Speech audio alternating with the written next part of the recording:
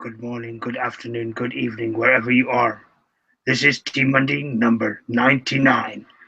And in today's team meeting, we're discussing a Zero Hedge article on giving zero student debt, an independent article on graduates earning less than those who did not go to university.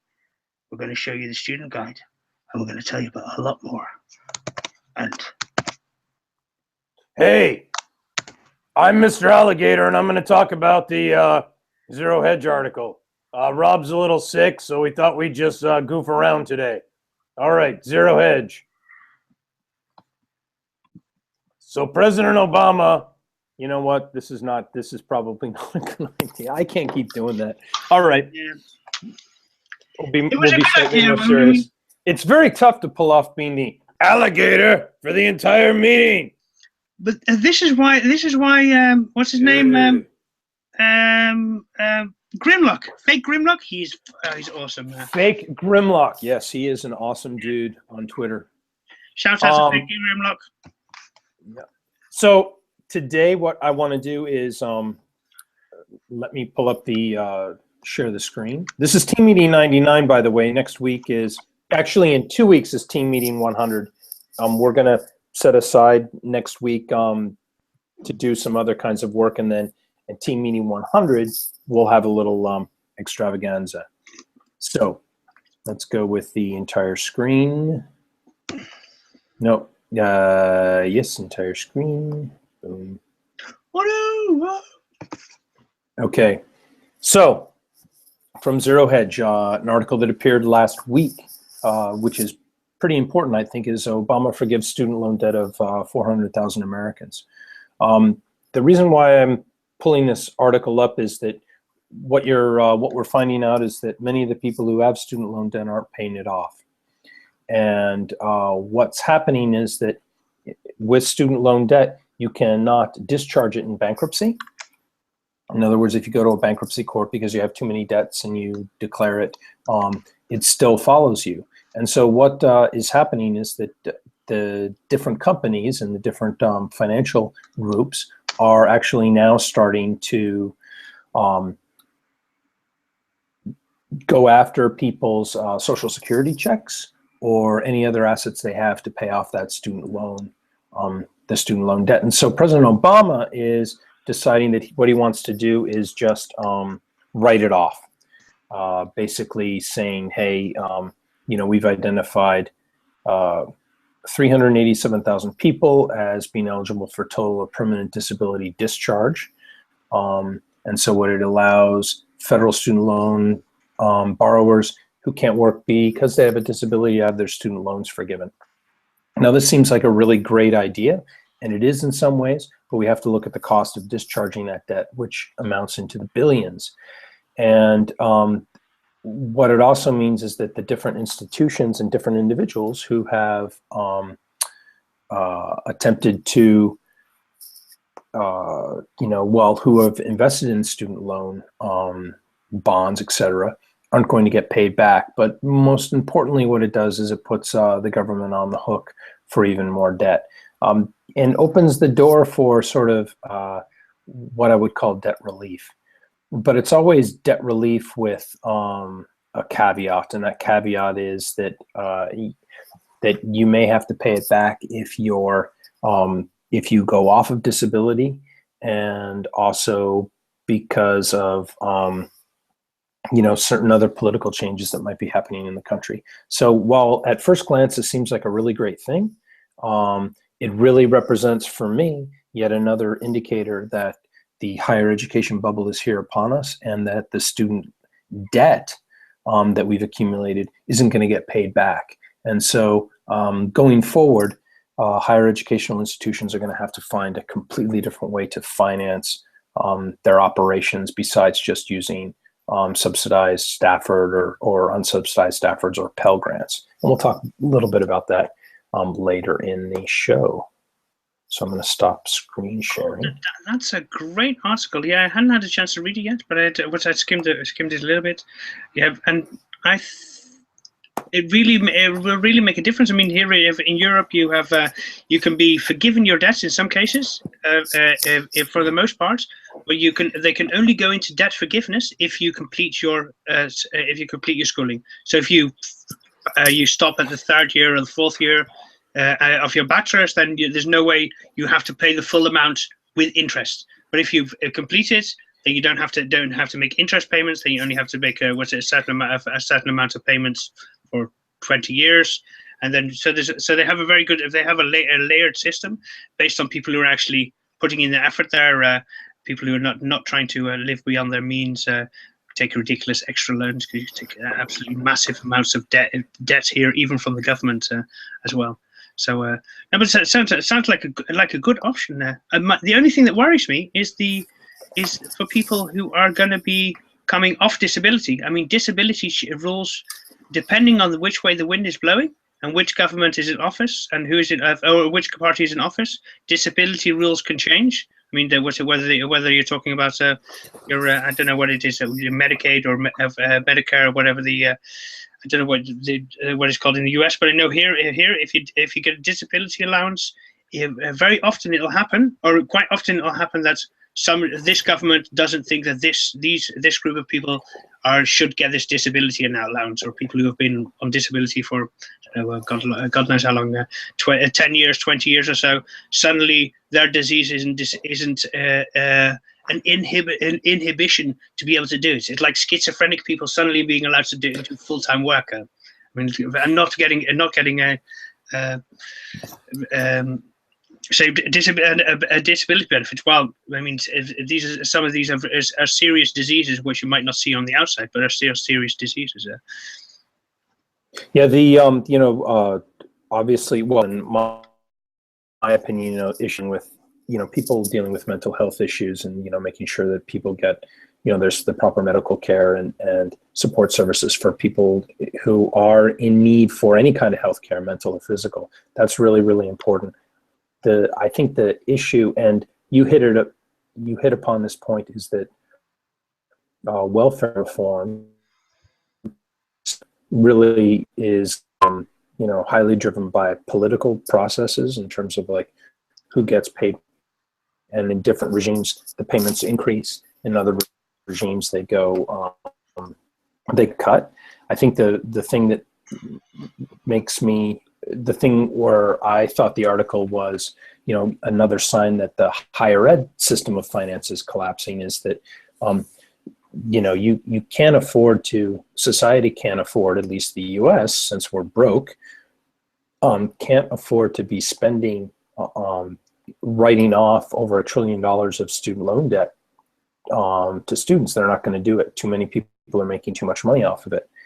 But it does mean that when they're thinking of writing all of this stuff off, is that we're getting closer to the point where these federal Stafford loans, unsubsidized Staffords and Pell Grants, and then all the private loans that are coming up, they're just not going to be able to be serviced, or a way for higher ed institutions to operate. And so, and who usually, unfortunately, when society starts to suffer an economic collapse, who are the people that generally suffer the most, or those who are the vulnerable and at the fringes? And that would be people who in the US are having Social Security payments, disability payments made, and the government's going after your Social Security and your disability payments to pay off student loans. Yeah. And that's not what it was intended for. Social Security and those are intended to give people food, clothing, and shelter, a basic payment so that they can meet some of their needs. And this is just another indication that we're getting close to a change and a collapse, which is not good. Indeed. It's the other article. Now, did you put this down or did I? The graduates earning less than those. Let me go to the screensaver. It's quite possible that I put it down. I'm not sure if I put it down this week or last week, or whether we discussed it last week. But it's we didn't discuss it last week. I know that for sure. Let me pull it up and screen share it. Yeah.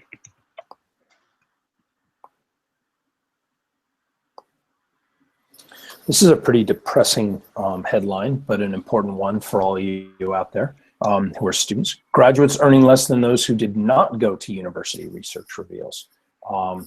Says that studying the creative arts and mass communication go on to become the lowest paid graduates. And it's a study of the fact that the number of people that are going in that study the humanities and probably also the social sciences, that they earn less than people who are going back and studying the trades.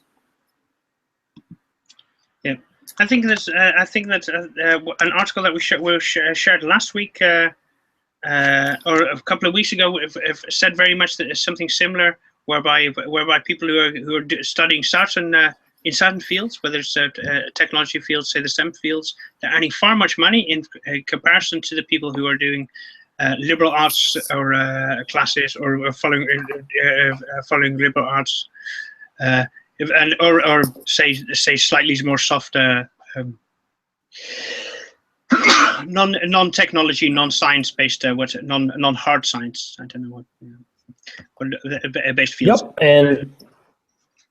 Yep, and how important it is for you to think before you enter college about the kind of career you're going to have later on, and to really look at maybe getting into the trades, but also getting into Shakespeare. That there's no contradiction in terms of getting involved in both. That's probably the way that people need to look at their education, and look at their education in terms of assembling skills, like we offer at Oplerno, but that other institutions are doing too. So check out those two articles. They're pretty important. Yep. Okay. I've posted them in the notes below. Let's see. Next thing. Okay, let me talk with you a little bit about a student guide. So, as many of you know, my dissertation was completed, and we've now published it online. And you can get a copy at on Kindle on Amazon under the title "The New University," and look up Robert Skiff as an author, and you can pull that up and get it. We also are working on now an article on sort of a guide for students on how they can go through, get an education without going into massive debt, and also how they can use getting an education to leverage creating yourself a career. And it's a guide that is exploring similarities between indentured servitude and student loan debt, and also giving you some tricks that universities use to kind of sucker you into buying into the idea that you've got to get a degree from a fancy, well-named institution for you to reach your career goals. And that is more and more not the case. And so spending tens or hundreds of thousands of dollars in debt to get a degree from a fancy school isn't necessarily going to return the kind of investment that you want. And your choice of major and the choice of what you want to do for your career is really going to be your success isn't determined by the school necessarily you went to, but it's dependent upon the skills you can document and the people that you can get to write letters of recommendation for you, and the networks that you become involved in. And so far we're about 10 pages, 15 pages in something that's probably going to end up being 40 or 50, and we'll get it out to you guys as soon as possible. And I don't know, Daniel, do you think depending upon what you read, because you've only read the outline section, maybe we should post it in terms of serials, in terms of, hey, here's a new section. Yeah, and I think we should certainly leak some of it anyway. So this stuff is too hot that people can have to wait for it too long. This is really getting into the nitty-gritty. Yeah. Yep, and it is pretty radical, because we're doing some real historical comparisons between the systems that were used to create the economic climate to make people indentured servants, and the climate that is being used now, and the tricks that are being used now to get people to sign on to massive amounts of student loan debt, so that they can really never form their own businesses. They're not going to have family. It's really difficult to have families, if not impossible. And your life is really kind of like cut short. So Oplerno's taking a little bit more of a radical take on it. So spread the word, and we'll throw that stuff up in the next couple of weeks. Yeah, and we'll add also a link down to when we have anything. We'll add also a link in the bottom to put you there, and of course you'll be able to find it on Higher Ed Ref as well. Okay, Daniel, do you want to update anything technologically for us, or social media wise, because Higher Ed Rev is again very, very popular and growing still. Yep. Yeah. No. Higher Ed Revolution is good. I don't have any new numbers. I didn't look it up, so I can sit here and bore everybody by making them wait. But it's fantastic. I'm doing very well. Of course, we take articles about education from people, and as part of Higher Ed Revolution, and as part of our team meeting 100 and going forth on team meeting 100, we're not just going to be doing recent articles. So if you have a good idea, if you have an idea you want to join us on a Higher Ed Rev podcast or a Higher Ed Rev interview, we've done some experiments in the past, been hugely successful. We're going to be continuing that in the future as well, and we'd like you to come with us. And of course, as always, you can email us or tweet at us, and if you want to join us, and we'll also have some information in the notes below after this. So we'll give you guys right now a little update on things happening with Oplerno. Update on Jesse Bania. He is working now on our website. He's also learning more about Squarespace. We use Squarespace as our platform, and the redesign of a bunch of the student onboarding features, and institutional onboarding features, which we're going to be concentrating on over the next couple of months. Jesse lives in Portland, Maine. And he'll be joining us for probably team meeting 100, and we'll talk with him then. Met with John Montagna. He's on our board of advisors this past week. Had lunch and talked for a few hours about sort of startup world and the fact that this is a really long haul, and we're working on getting traction. But what we're trying to do is incredibly complex, and we're trying to balance forming this new business with also making sure our lives are balanced, and our personal lives are in good order, and we're taking care of ourselves, because Oplerno is self-funded. We funded it ourselves through our sweat equity and through some friends and family, and because of that, we're taking it really slow, and our traction, we're moving along at a slow pace, but a steady pace, so we can keep this going until the time is right and we get a real burst of traction. And I'm really confident we've got the right business model. We just have to get more classes, sell more sell more classes to institutions, get more students, and really build this as a mission. So it was great to talk with John, and we talked about stuff with Oplerno. We also talked about in Vermont the college advising process, and how more and more parents want a much more professional advising in terms of colleges to go to, but also experiences that the students should have between their sophomore year, which is 15 years old and 18 years old, so they develop some really good business skills. And also met with Julie Hollenbeck on that, which is it's been pretty interesting to get their take on what college advising is about. Cool. So what is college advising about?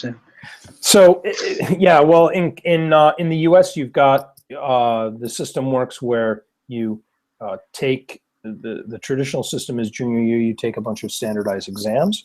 You also meet with your college counselor, and you receive a list of between 4 and 5 colleges, and you apply to those. And then people choose sort of their top school to get in. Then they look to see whether they receive a financial aid package that can allow them to go to their top school. If they can't, then they pick one of their so-called backup schools. It's a really inefficient system of advising that people do. And what really needs to happen is people building a portfolio of skills and experiences that they have from the sophomore year through their senior year, and then decide whether they want to go to college or whether they want to go to college and or have a trade. Trade meaning, get their master electricians, master plumbers, master carpenters, or, computer programming, and develop a portfolio in that, and then decide whether or not the college that they're going to go to is really going to meet their needs for their future goals. So not that you have to decide as a sophomore what you're going to do in life, but you have to start assembling the toolkit that allows you to earn a living whether you go to college or not. And that's really important, because the degrees that you have today, it doesn't matter as much as what you can actually do. And we're seeing that, I think, in the economy and in large numbers of people who are being left behind as things change and become much more, disintermediated, much more freelance. And people need to start their own businesses and be thinking of themselves as their own, small business person, rather than just attaching themselves to a large institution or a large corporation. Yeah, no, but it reminds me very much of something my old aunt used to say to me. Oh, she's not that old, by the way. She's somewhere now. You better be careful, or your dad's going to bust you online for that one. Anyways, but my very young and beautiful aunt used to tell me to go and get your driving license, because then you'll have a job for life. There are certain things that you should have. If you have them, then basically there's no way that you don't have to go hungry, at least. And Yep. I've always thought of that. I didn't get my driving license until I was 40, but still, that's all very good to remember. Yeah, it's really, really important. I wish that I had, when I was younger, gotten my, master's electrician or master plumber's license. That would have been more valuable for me in terms of learning how to fix things, rather than having a sort of a will think for food attitude in terms of, trying to just go with the traditional way of attach yourself to a company and get a job and then go through working it until you retire. That's just not going to happen in the future. That world is gone. So it was really fun. Yeah, go ahead. Unless, I remember an anecdote from you from when you were young, working doing roofing or something, or do contracting, that you told me you worked with this absolutely fantastic guy who could quote Plato at you. I mean, a builder who quotes Plato, quotes all kinds of philosophers who quoted at you, and who actually gave you the philosophy bug. Yeah, that was, I wrote about that in the dissertation. He said, don't be one of those smart people who knows nothing. It's really, really important, just because at least in the trades, there's a stigma in the United States for people who are working with their hands in so-called blue collar jobs, whether they're welders, whether they're construction, electrician, plumbers, et cetera, et cetera. But what they don't understand is how natively smart a lot of those people are. And if they had a chance to go to college, that would have been great. But many of them are living much more successful lives from a financial perspective than adjunct faculty members with PhDs. And what we've got to do is rebalance things and recognize that both are important. So it's been fun to kind of like talk with a few people about that. And then, I've got a 10 and a 12-year-old. Austin is 12, Anjay's 10, and really starting to talk with them and sort of getting the ground ready to say when they're 14 and 15, okay, summer, goofing around, that's not going to happen. You're going to start taking classes at to get your welding license, or whatever kind of, trade you want to get your license in. We'll sign you up for it, or computer programming. But, you're not just going to be bagging groceries. You're going to be learning something. You know, Um, when I was young, there were lots of kind of apprentice programs as well. That you could go. You'd basically, rather than going and sitting in class or sitting wherever, you go and apprentice yourself to as a summer job. You go and help somebody else, and basically you don't do anything. You hardly do any work, just hauling around crap the whole day long. And then yep. then if you were very lucky, they would actually show you how to weld, how to make a 3-point weld, these type of things, of like really stuff that you really can use the whole rest of your life. Even what I mean, if when you need it, I mean, there's just really handy stuff there. Yeah, and yeah, the Europeans have a bit of a better program than we do in the States. So yeah, it's interesting the change that you can kind of feel is at least going on as the economy over here in the States gets worse, and people are looking for other alternatives, and that's a good thing. Okay, anything else, Daniel? No, well, actually, to throw back to what I just said, yeah, you have my driving license. Yay. Yeah, I got it last week. Yeah. I was very happy with it. Did you? So you've been driving around in what car? In my mother's car, she has a. I have no idea what she has. It's a very small car, and it keeps conking out every single time. Every time you try to drive away. We all drive shift here, or stick. So what's it? So every time I drive away in first gear, it manages to shut itself off every single time. I go completely nuts. But Well, I just. are you sure it's the car and not the fact that you haven't quite figured out the Oh no, it's absolutely me. No, it's my mother said it took her, if she'd been driving for, I don't know, 30 years, and when she got this car, the first 2 weeks it was conking out the horn her as well. It was explained to me that smaller cars have weaker engines, and because they have weaker engines, they're more sensitive to clutch. the clutch. Yep. Yep. So I mean, a bigger car will just the motor doesn't care when the clutch hits it, it'll just go on there. But the smaller cars, of course, have more sensitive. So it's especially good for me to learn this. Yeah. Plus the clutch, and then if you're going up a hill or something like that, and you're in a smaller vehicle, that's when things are going to get into a jam. But yeah, always good. So everything's standard, no automatics. No, I mean, if you have wanted to learn to drive an automatic, you can get an automatic license, but then you can only drive automatic. You can't drive shift. Right. So you've got both. Yeah. Yeah. So I learned to drive indeed in shift, so I could automatically go sit in automatic, and of course automatics are much handier, but shift is always good to know how to do it. Yeah, I loved standard. It was a lot of fun to drive standard. But then the computers with the automatics and the difference in gas mileage is pretty amazing. Although the cars here in the States are big and huge compared to what they are in Europe. Yeah, gas guzzlers. Yeah. Yeah, but good. Now everybody is just driving around in a lot of people in automatics. So, all right. Well, that's it for today for our team meeting 99. We'll see you guys in 2 weeks for team meeting 100. And thank you all for tuning in, and look in your mailboxes for our April monthly update. Indeed. And you should be getting that today. Okay. So have a good day. Have a good week. See you online.